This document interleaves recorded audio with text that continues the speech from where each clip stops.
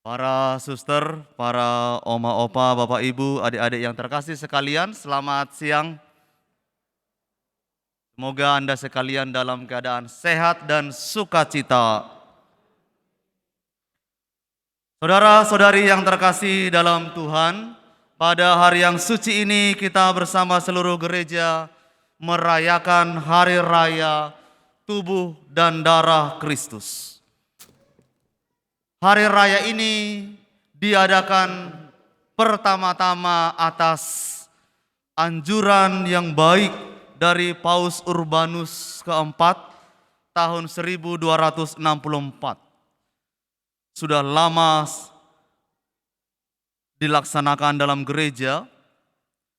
Tujuan pertama-tama dirayakan perayaan yang suci ini adalah untuk membangkitkan devosi umat beriman pada Kristus Tuhan yang hadir dalam perayaan Ekaristi.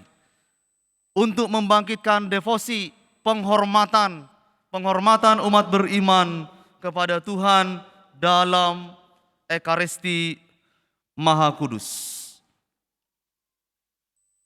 Gereja mengajar kita dengan baik bahwa setiap kali kita merayakan Ekaristi, Yesus hadir, mempersembahkan kurbannya dalam gereja, dalam diri imamnya, dan mempersembahkannya kepada kita semua. Komuni Kudus yang kita sambut adalah tubuh dan darah Kristus. Sungguh-sungguh tubuhnya, darahnya menjadi bekal bagi kita untuk menempuh perjalanan rohani kita sampai ke hidup yang kekal. Saudara-saudari, perayaan ini bukan mau mengatakan bahwa baru kali ini kita merayakannya, baru dalam zaman ini gereja menyadari kehadiran Kristus itu. Jauh sebelum ini gereja sudah menghayatinya, merayakannya.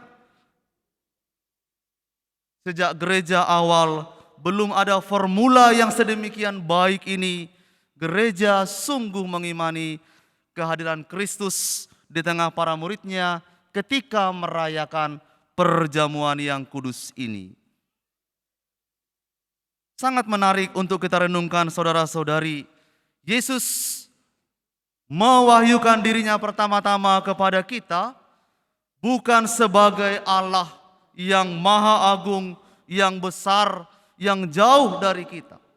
Tetapi Yesus itu mewahyukan juga kepada kita dirinya sebagai roti hidup. Roti hidup yang turun dari surga. Dan Yesus menegaskan kepada kita bahwa setiap orang yang makan roti ini akan hidup untuk selama-lamanya. Saudara-saudari, ajaran Yesus itu sangat jelas kepada kita, tetapi ajaran ini juga sungguh sangat sulit untuk diterima oleh orang-orang yang belum percaya. Orang pintar akan bergumul dalam pikirannya, bagaimana mungkin Yesus yang adalah Tuhan dan Juru Selamat itu memberikan dagingnya untuk dimakan manusia yang berdosa. Pertanyaan itu bukan sesuatu yang fasik, tetapi pertanyaan itu akan dijawab oleh orang beriman, orang yang bijaksana. Orang yang bijaksana itu tidak akan bergumul dalam pertanyaan itu, tetapi mereka akan bersujud, menyembah, mengagumi kebesaran Tuhan. Mengapa Tuhan harus melakukan perbuatan yang sedemikian itu, memberikan dirinya kepada kita? Tuhan tidak punya pilihan lain untuk melakukan, menunjukkan kasih-Nya kepada kita. Tuhan adalah Bapa yang baik. Tuhan adalah kasih. Sebagai seorang Bapa yang baik, Tuhan itu tidak ingin kita ini terlepas dari Dia. Tuhan tidak ingin kita binasa. Tetapi Tuhan sebagai Bapa yang baik itu ingin supaya kita ini selalu hidup erat bersatu dengan Dia dan hidup sampai selama-lamanya. Maka siapapun yang menyambut tubuh ini, roti yang suci ini akan hidup selama-lamanya bersama dengan Tuhan. Oleh karena itu para saudara-saudari, bukankah dikatakan dalam kitab suci, tidak ada kasih yang lebih sempurna selain dari kasih seorang sahabat yang mengorbankan nyawanya bagi para sahabatnya. Yesus yang adalah Tuhan itu telah menjadi sahabat bagi kita. Dan kita ini diangkat dari dosa-dosa kita menjadi sahabat-sahabatnya Tuhan. Supaya kita boleh mengalami kasih yang sedemikian itu. Kasih yang tulus, kasih yang agape itu. Para saudara-saudari, gereja mengimani Ekaristi ini sebagai sumber dan puncak hidup kita. Karena dari Ekaristilah kita memperoleh kekuatan rohani, menopang kita, menguatkan kaki kita, meneguhkan jiwa kita, dan memberi asupan rohani bagi jiwa kita ini untuk bertumbuh, berkembang dan berbuah dalam kasih Bapa di surga. Saudara-saudari, kita rajin menerima merayakan Ekaristi. Saya yakin Ekaristi ini menjadi pengalaman yang paling intim, yang paling mesra, paling dekat antara jiwa kita dengan Tuhan. Saya membayangkan para saudara-saudari bagaikan seorang ibu atau seorang ayah memeluk anaknya dengan hangat. Demikian sejatinya hangatnya jiwa kita itu ketika kita merayakan Ekaristi ini. Ketika kita menyambut tubuh dan darah Kristus itu. Pengalaman yang sangat suci, pengalaman yang sangat indah bagi kita orang yang beriman. Barangkali karena dosa-dosa kita, barangkali karena kelemahan kita, kita belum merasakan yang sehangat itu.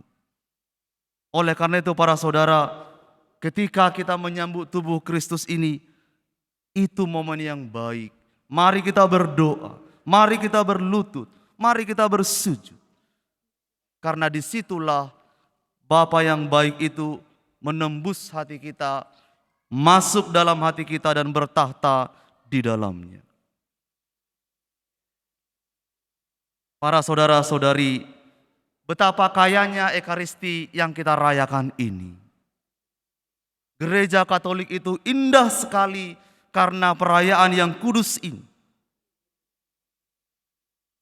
Dalam perayaan ini para saudara-saudari,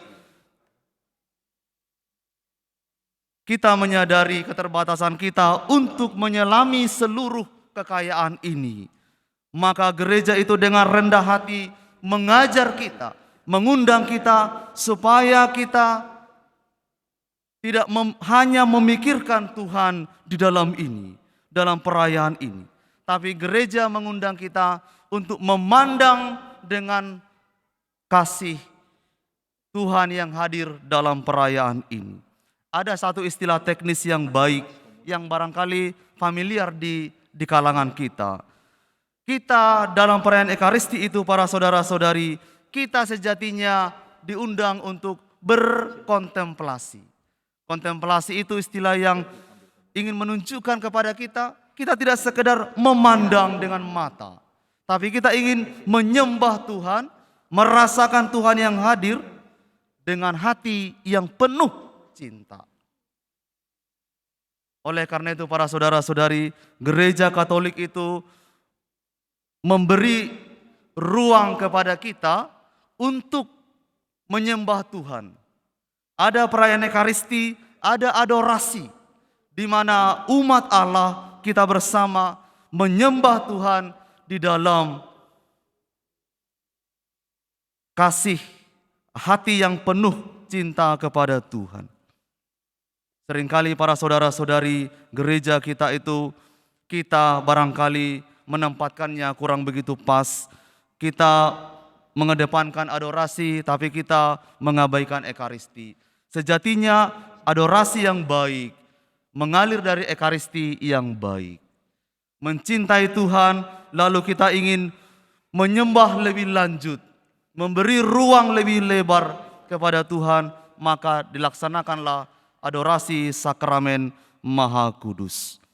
Saudara-saudari yang terkasih, mari kita selalu menghormati, mensyukuri kehadiran Tuhan dalam Ekaristi Kudus. Mari kita buka hati lebar-lebar untuk memberi ruang kepada Tuhan bertahta dalam hati kita. Santo Thomas Aquinas itu mengajar kita dengan baik, menuliskan dengan baik bagaimana hadirnya Tuhan yang sangat misteri dan sangat nyata dalam Ekaristi. Satu lirik lagunya berbunyi demikian. Allah yang tersamar di kau ku sembah, sungguh tersembunyi roti wujudnya. Seluruh hati hamba sujud menyembah, ku memandang di kau hampa lainnya. Saudara-saudari, demikianlah kehadiran Tuhan dalam Ekaristi yang kudus itu. Semoga kita boleh menyembah Tuhan, merasakan kehadiran Tuhan yang menggetarkan dan menguduskan itu dalam kurban yang suci ini. Tuhan memberkati.